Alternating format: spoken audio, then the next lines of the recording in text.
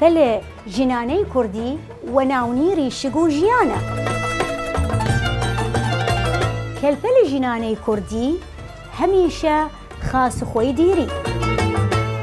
دلاینی اری دیرانینی دیری من چرخیده اری دالگل من و راسته اری دیت جوان من. چه رنگیلی که دوست دیری من؟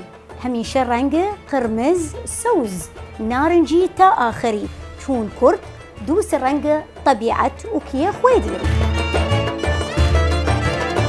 و چه رینی که طلای دوری چو دیاری خورو گرمای.